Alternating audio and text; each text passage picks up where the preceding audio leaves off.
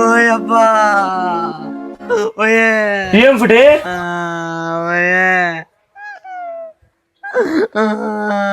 ఏమైనా ఫుటే సొప్పి కాసని ఏడుచు నాకు సొప్ప బుద్ధి అయితే లేదే ఏంటి సొప్ప బుద్ధి అయితే లేదు ఫుటే ఇంతకి ఏమైనా సొప్పన్న సొప్పు ఏం లాయే నన్ను ఇంట్లో పప్పు రంగు కూడా పూసుకుంటే ఎవడో కిటికల కాడ నుంచి బండల కాడ నుంచి విజిల్ వేస్తారు.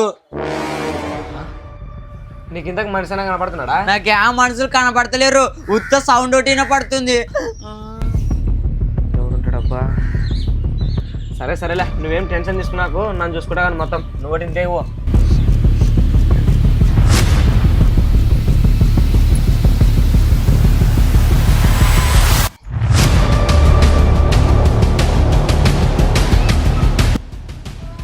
గోపి ఇక్కడ రాసి. ఏమమ్మా అదేం లేదు సినమ్మా. ఏమమ్మా ఏమేదా సొప్పు ఏంటి కట్ట టెన్షన్ పడుతున్నావు? నాకు సొప్ప బుద్ధి అయితే లేచి. ఏమమ్మా ఏం కాదులే సొప్పు. అది ఏం లేదు సినమ్మా, మీ అక్క ఇంట్లో ఉన్నప్పుడు ఎవడో కిటికీల కాడ నుంచి బండల సాట్ నుంచి వచ్చి శీలాలు కొడుతున్నాడట.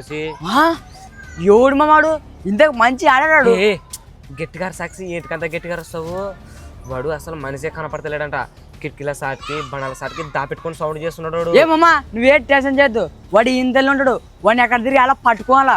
నువ్వు ఇట్టకెళ్ళి పో, నేను ఇట్టకెళ్ళి పోతా. సరేలే.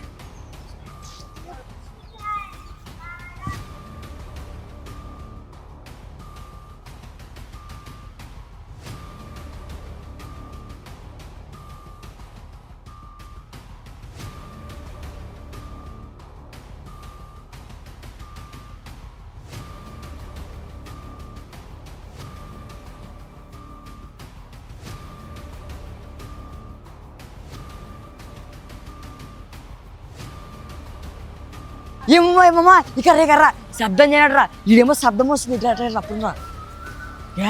మనం వచ్చేదానికి కాసువాడు ఆ లంపాలు తాపెట్టుకున్నాడా, వాడిని వెయ్యి ఇగ్గుకొనే తంప. నిజంగా సపరేట్ అయితే వాడు మన వాయిస్ అంటే పారిపోతాడు అరసనట్ట. వాడిని ఏం చేస్తామంటే నన్ను ఇందనే ఉంటా ఫేకసి వెనక ముందర చూడనట్ట వాడిని చేయి పట్టుకుని ఇగ్గుకొనరా. కొడుకు నీకు వచ్చినక్కడ చిన్న చిన్న కీళ్ళ ఇర్రిఫేతట కొడదాం. పురుకో రప్పనమ్మా.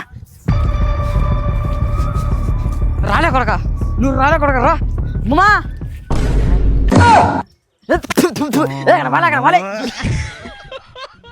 మమ్మా మనం ఆడబ్బనుకునే చెక్తలేడు, ఇంతకి ఎవడై ఉంటాడు? అవసరం నిజంకంటే ఇంటి గర్రం తిరుగుతుంది, దొడ్లులా తిరుగుతుంది, ఆఖరి కళ్ళలులా తిరుగుతుంది. మరి ఆడ కనపడతలేడంటే ఇంకా ఆడ ఉంటాడట. సినిమా రప్పుడు రాయే ఇంట్లో ఇప్పుడు వినపడుతుంది సౌండ్. రప్పుడు రాయే అక్క ఆడుక వాడిని చెప్పక వాడిని సంపవర్తి. ఇప్పుడు వినండి వినండి, నా వినపడుతుంది ఈ సౌండ్ చూడండి. ఎస్ అంటుంది చూడు.